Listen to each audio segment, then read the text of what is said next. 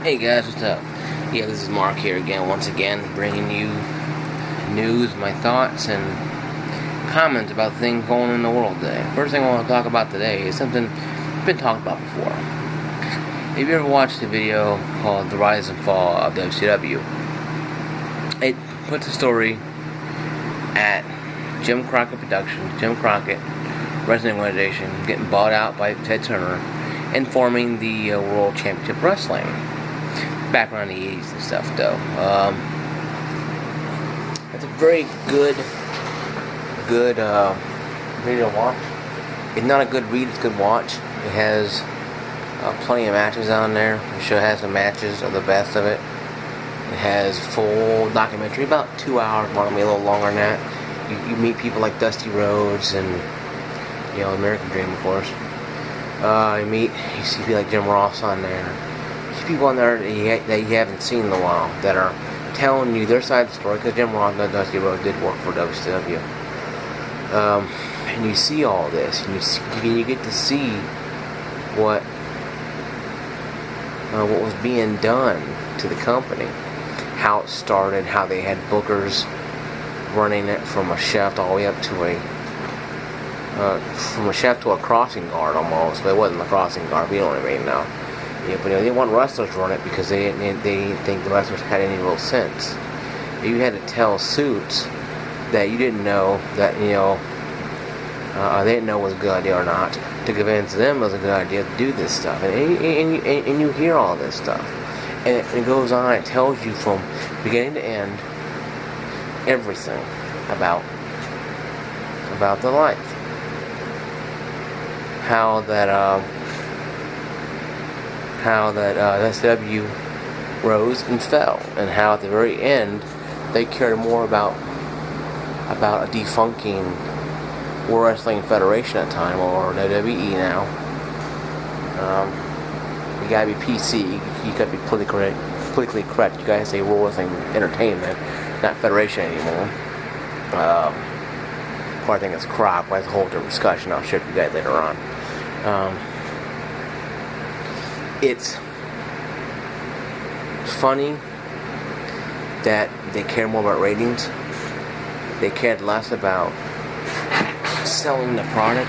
They cared more about ratings, and they signed checks. And you hear about this, and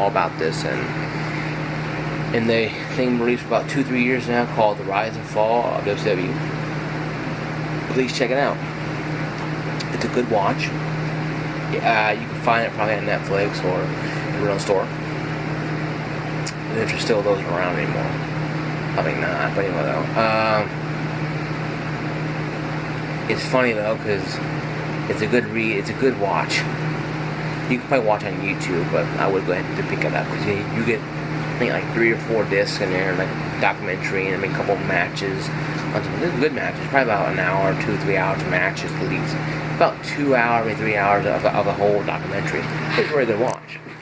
And if I were you, I would go ahead and just buy it just for that reason alone, because if you're a wrestling fan like I am, like me, and you grew up in the 80s, born in the 80s, grew up and raised in the 90s, and watched WCW Nitro when it came out, and did all this stuff, and watched the Monday Night Wars unfold, and watched from when NWO came in, and kind of went downhill after that, because NWO was good. But after that, you hear all this stuff. You hear everything. And shout out to any fans out there. Just head to my page here and like it or hate it, or whatever you want to do. But go to my YouTube account and you can like it or hate it. It'd be cool. I have some feedback if possible on you guys. Just let me know if you guys watched it, what you think of it. Just let me know how you guys feel about it, because it's interesting to know that on any given day,